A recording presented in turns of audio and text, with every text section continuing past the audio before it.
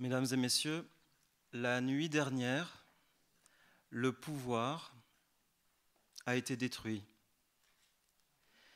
Il se pourrait que ce soit un cataclysme. La nouvelle rebat les cartes. Elle rend inutile ce que je voulais dire. Et comme vous le savez, on croit aux choses utiles quand on aime le pouvoir. Dans cette situation inconnue, j'observe qu'en appelé à la pensée de Pier Paolo Pasolini et Elio Vittorini, a tout l'air d'une dernière chance. Eux, qui auront vécu et combattu le fascisme, jusque dans ses formes les plus insidieuses, même après sa chute en 1945. Le courage et l'indocilité dont ils ont fait preuve nous manquent. Il manque toujours quelque chose. Manca sempre qualcosa, dit Pasolini, dans un poème que vous retrouverez facilement. La capacité à détourner le pouvoir nous a longtemps manqué, comme nous a manqué de contourner la force et le crime. La réalité était-elle embarquée sur une voie de destruction? Il semblerait que vendre, acheter, exploiter, braconner, tuer, liquider ait été sans limite. Nous avons été impardonnables. J'imagine que nous pouvons l'être davantage. Au sens des impardonnables, le livre Constellation de Cristina Campo, avec ses phrases visionnaires. Dans la joie, nous nous mouvons au cœur d'un élément qui se situe tout entier hors du temps et du réel, mais dont la présence est on ne peut plus réelle. Incandescents, nous traversons les murs.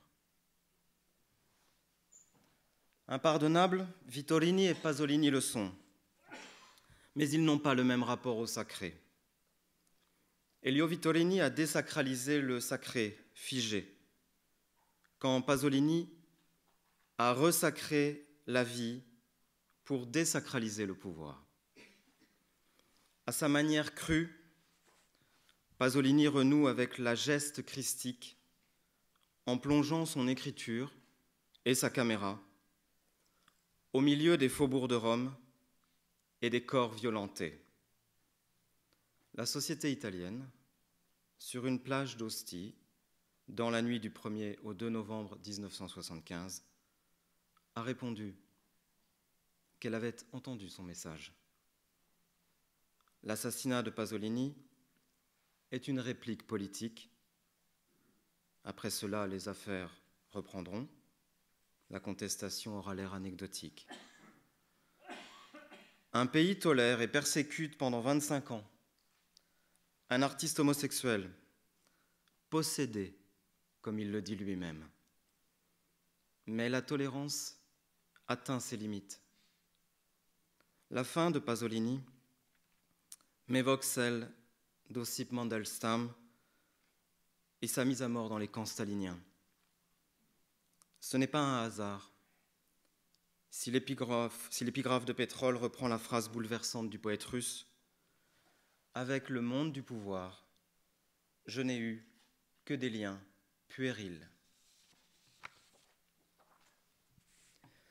La question du pouvoir est incessante.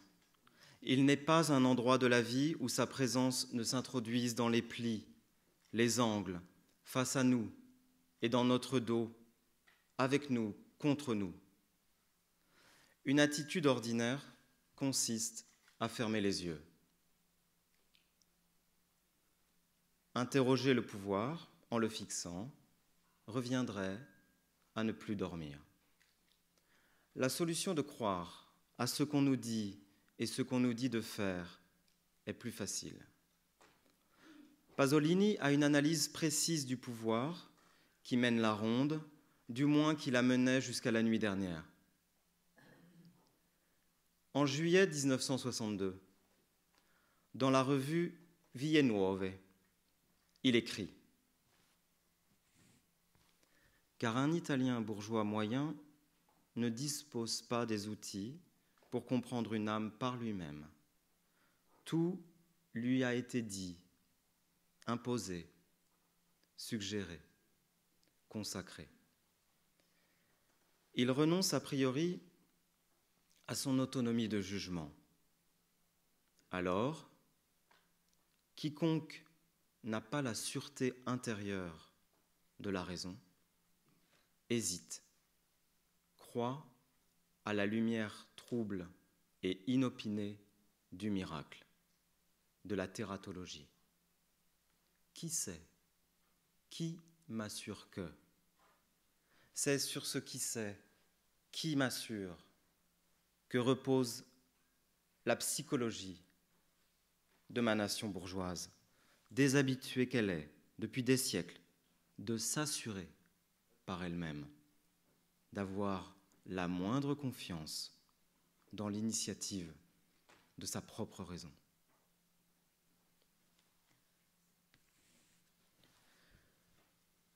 Avec ces propos qui sèment le trouble, voire la panique, il n'y a pas de surprise à constater que Pasolini ait commencé par des poèmes sauvages, irréductibles, bien avant les romans, le théâtre et les films, des rerum natura, de la nature des choses, portés par un épicurisme hors des conventions. Pasolini, comme Vittorini, vient d'un monde archaïque.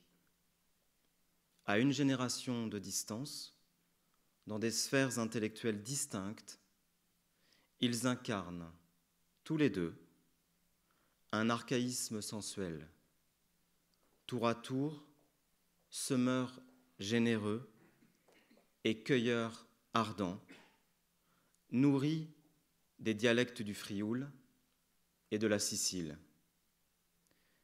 Ils n'appartiennent pas au monde industriel, cette souillure, et ils sont les contempteurs de la corruption. Défense des ouvriers et des paysans, operai et contadini, ceux que la bourgeoisie et la petite bourgeoisie étouffent en imposant une autre culture aux nouvelles normes de consommation, en ingurgitant la révolte de la jeunesse et en digérant les restes encore tièdes du catholicisme et du communisme. Un monde rutilant a vu le jour, avide d'engloutir le passé et d'annuler la singularité. Italo Calvino pensait que Pasolini agissait selon une anthropologie nostalgique. Faut-il y voir le refus d'une séparation entre l'artiste et l'artisan, le passé et le présent? Ou bien est-ce un piège? La simplicité paysanne comme sublimation pendant que la pauvreté des villes prend le dessus. Désespoir de la misère prolétaire dans Ragazzi di Vita et à Catone. Un proxénète de banlieue à Catone et une prostituée sacrificielle, Maddalena. Ne nous bouchons pas les oreilles, regardons. Les mendiants de la vie ont des choses à dire.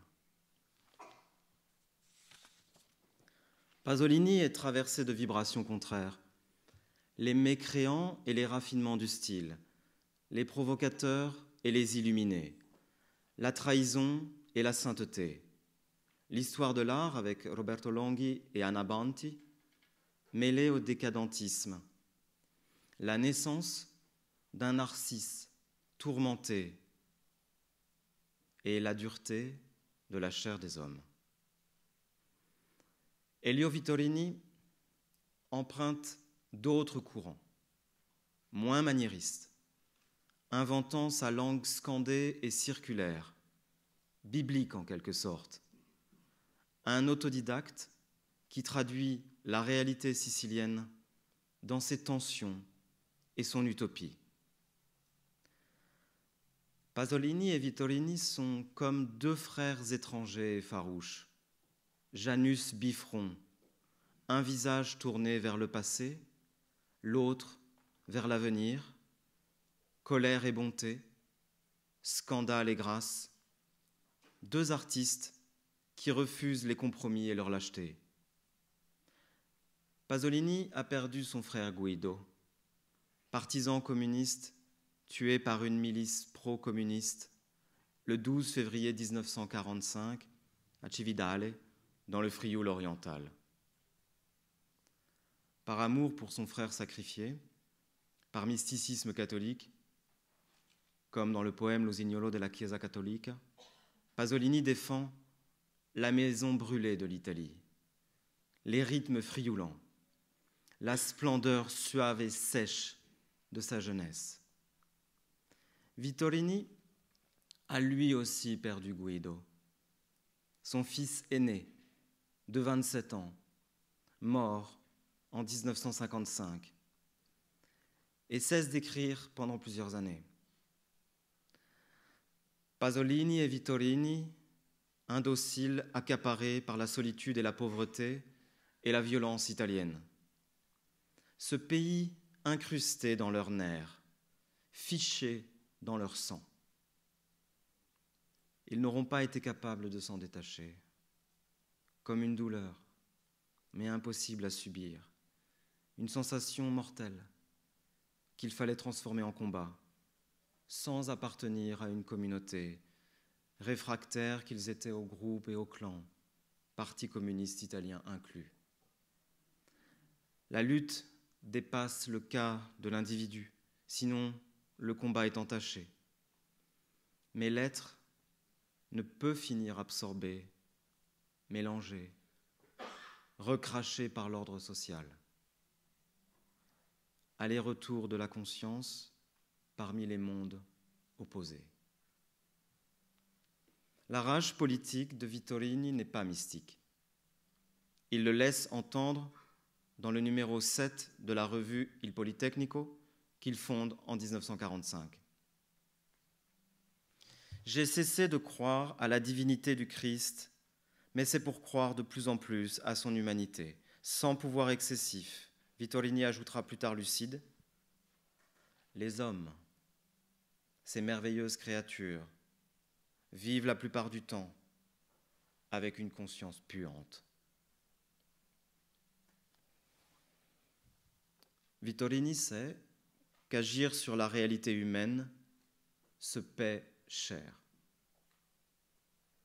On ne s'en prend pas impunément au pouvoir, qu'il soit minimal ou maximal, simple ou supérieur. La réalité rend-elle des comptes au sacrifice ? Pasolini le sculpte, Vittorini s'en écarte. S'attaquer au fascisme, à l'uniformisation, aux manipulations de la démocratie chrétienne, à tout pouvoir étatique. S'opposer par la parole poétique. Les armes à la main pour Vittorini, comme il le décrit dans son livre Uomini e No. Milan 1945. Combattre les armes à la main, et non plus seulement par l'écriture de romans, de nouvelles ou par des traductions, des textes sur l'art et la littérature. Combattre le fascisme les armes à la main, sans craindre de perdre la vie. 24 février 1945. Le pouvoir assassine le physicien et résistant Eugenio Curiel, né dans une famille juive de Trieste, qui, dès la promulgation des lois raciales en 1938, a été renvoyé de son poste à l'université de Padoue. Dans l'édition clandestine du journal communiste L'Unità, en mars 1945, Elio Vittorini donne un portrait de Genio Curiel, dit Giorgio. De haute stature, voire très grand. Il avait dans ses mouvements quelque chose de gauche et d'emprunté, comme s'il eût préféré être petit. Il apportait dans sa manière de prononcer les mots subtils une retenue et une gêne, comme s'il eût mieux aimé être l'un des plus simples entre les ouvriers, parmi lesquels il avait choisi de combattre. Plus loin, Vittorini précise ce qu'incarne pour lui Giorgio. Il n'entre pas, comme auraient voulu les fascistes, dans la catégorie des inconnus tués chaque jour sur une place, dans une ruelle, que les fascistes ont besoin d'abattre chaque jour pour satisfaire leurs besoins de chiens sanguinaires. Au contraire, tous les inconnus tués s'intègrent à présent dans son nom. Hommes obscurs abattus pour tentative de fuite, pour attitude suspecte, ou seulement par erreur, et dépouillés, même une fois l'erreur reconnue, toujours privés de pièces d'identité, afin qu'ils restent anonymes, laissés gisants, leurs faces mortes sur les tables nues de la morgue. Tant de morts chaque jour, et du mois de septembre de la reprise à ce jour, des milliers. Et tous désormais, les milliers qu'ils sont, confondus sous le nom de Giorgio.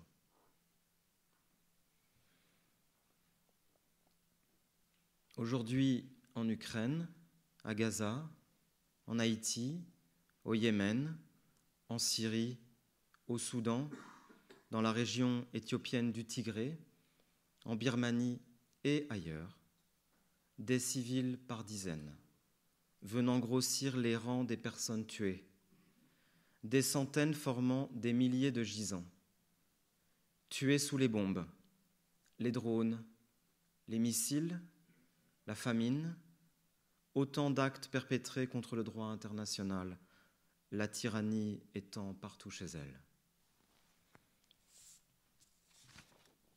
Il y a 80 ans, Vittorini était clairvoyant. Il rejetait toute pente dangereuse en écrivant à propos de Genio Curiel. Son visage se durcissait toujours quand il entendait parler de représailles. Il savait que la vengeance et l'exercice des représailles peuvent être le fait de qui n'a rien devant soi. C'est bon pour les fascistes, pas pour nous, qui avons beaucoup de choses devant nous. Guéret, 20 septembre 2025. L'arbitraire d'un lieu et d'une date, sans la présence de fantômes, sans nostalgie. Un jour pour sentir l'anéantissement du pouvoir. Quelque chose change dans les gestes, les voix, la possibilité offerte au corps, la naissance de nouvelles pensées, du cosmos à la croûte terrestre. Respiration, enfin. Les ennemis, genoux à terre. L'ordre mondial, frappé d'un AVC. Le délire quotidien, effacé. Je ne sais pas si ce que nous sommes en train de vivre est lié à Pasolini et Vittorini. Imaginons que la coïncidence se transforme en destinée. Nous réapprendrons. Nous découvrirons des manières de faire qui ne reposent pas sur l'envie de coincer l'autre. Les gestes, un à un, ne diront plus la même violence. Comment peut-on changer un geste ? Que les adversaires soient nombreux est déjà un problème, mais un autre, plus important, est de savoir comment les défaire. Aller sur le terrain, dans l'arène ennemie, argument contre argument. Ne reculer devant rien et viser la racine du discours? Porter l'offensive est facile. Décortiquer les soubassements du langage est difficile. Pasolini le dit à Ferdinando Camon en 1965. Ma culture comporte un immense respect pour la poésie. Ce n'est pas pour rien que je me suis formé à une époque où la poésie était un mythe.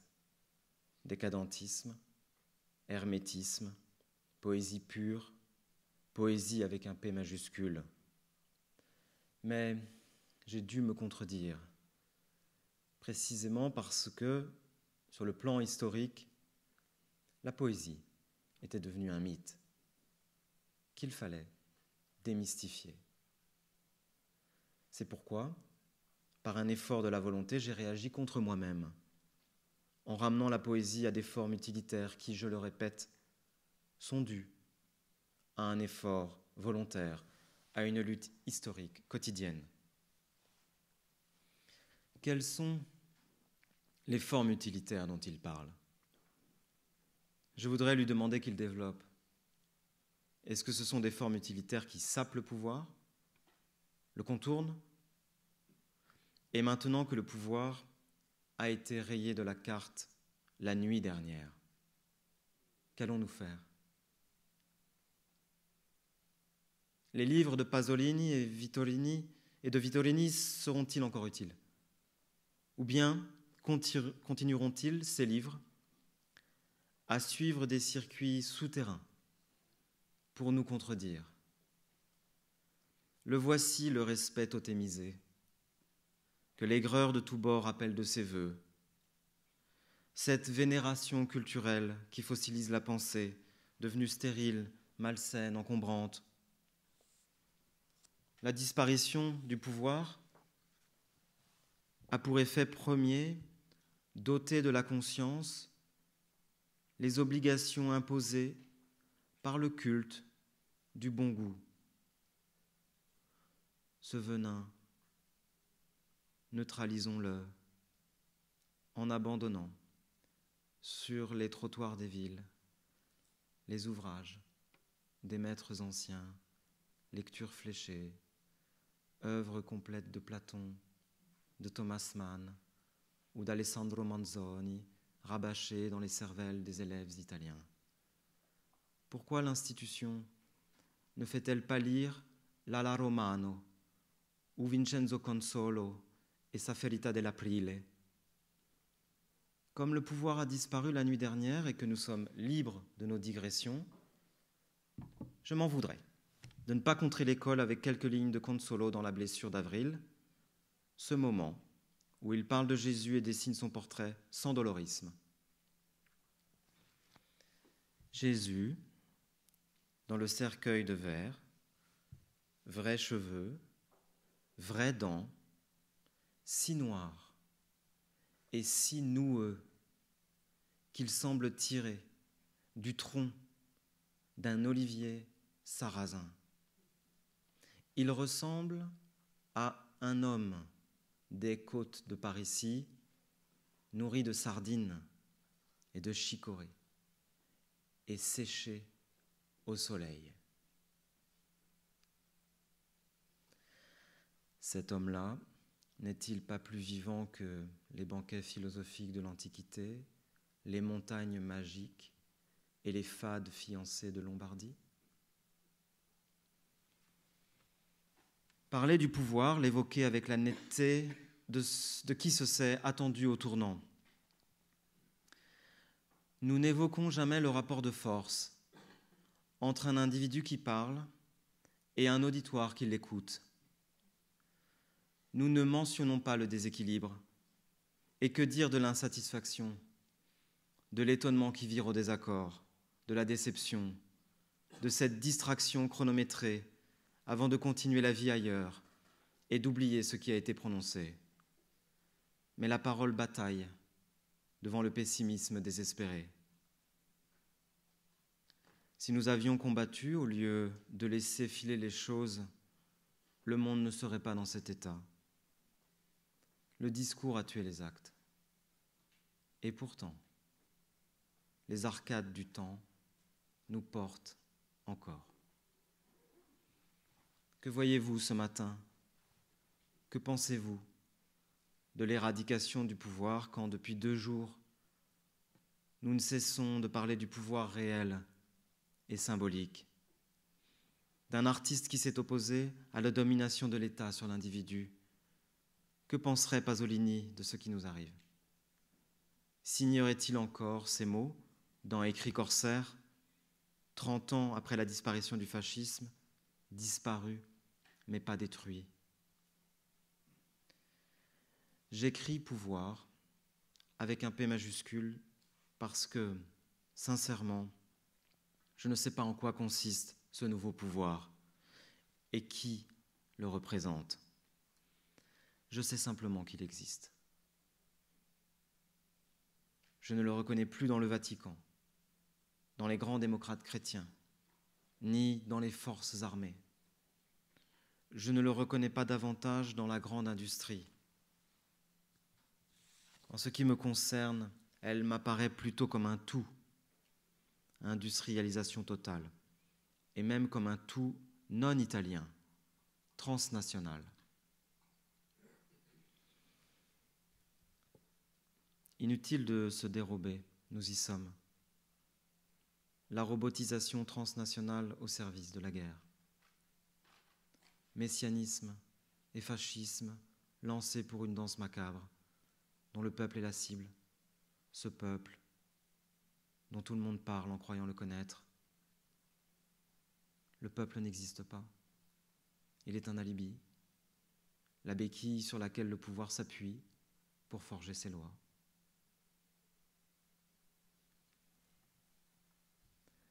Elio Vittorini en 1941. Il souffle dans le monde aujourd'hui, pas dans la seule Italie, un désespoir de vivre qui semble ôter, précisément aux plus jeunes, toute possibilité de lutte, même simplement historique.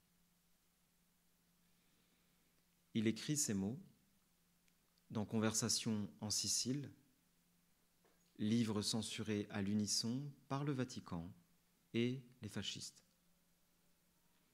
80 ans après, le désespoir de vivre est toujours aussi carnassier, mais les plus jeunes, à qui sont transmis les débris du monde, semblent vouloir faire souffler une possibilité, un soulèvement, une nouvelle force insurrectionnelle, débridée, imprévisible, désorganisée, qui aura tous les défauts, sauf celui d'avoir regardé les bras croisés le saccage en cours. Cette jeunesse que Pasolini aussi bousculait dans ses articles et ses entretiens, parce qu'elle risquait, selon lui, d'être servile et inféodée au capitalisme. Face à l'hubris, il n'est pas certain que l'activisme politique, qu'on pensait dissous après les années 1970, finisse définitivement enterré sous les gravats provoqués par l'argent. Les ruines ou les cendres fumantes qui ne s'éteignent pas et réactivées par de perpétuels incendies, réels et symboliques. Le socle brûle, la maison part en fumée. Et pourtant, un poète italien assassiné s'en souvenait. Je suis né dans une ville pleine de portiques. La lutte est une architecture furtive. Le socle est un parterre de flammes qui ravage tout. La terre tremble et brûle. Dans Ignoti alla città, Inconnu à la ville, court-métrage de 1958, de la documentariste et photographe Cecilia Mangini. Le commentaire en voix off est de Pasolini. Filmer la marginalité des bidonvilles et borgate de Rome. Après les nouvelles lois et les hiérarchies de ces zones, la voix prononce. Ces gamins nés à la misère, d'une vieille famille de domestiques ou d'artisans, ou bien venus du sud, ou descendus du nord. Cette armée campée derrière les marais et les terrassements, les passerelles et les viaducs décrépits, ces milliers de rebelles et de violents sont, en réalité par trop résignés, ils transforment bien trop toute injustice en une antique et vitale allégresse.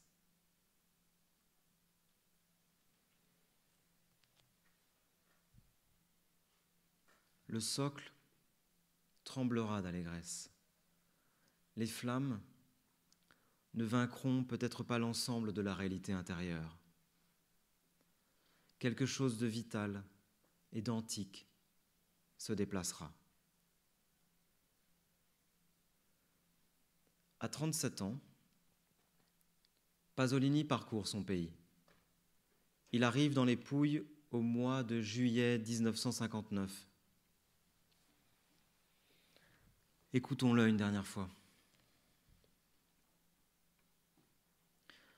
Maintenant que je suis ici, à Taranto, qui brille sur 2 mers comme un gigantesque diamant brisé, il me semble avoir rêvé tout ça. La mer ionienne n'est pas notre mer. Elle effraie. À peine ai-je quitté Reggio, ville extrêmement dramatique et originale, d'une pauvreté angoissante, où à même les camions qui défilent sur les routes parallèles à la mer, on voit écrit des « Dieu, aidez-nous ». Que je suis étonné par la douceur, le calme, la beauté des villages, de la côte. C'est ainsi, plus ou moins, jusqu'à Porto Salvo. Puis, on entre dans un monde impossible à reconnaître. Pier Paolo, Elio. Ce monde impossible est le nôtre. Et nous continuons à marcher sur la longue route de sable.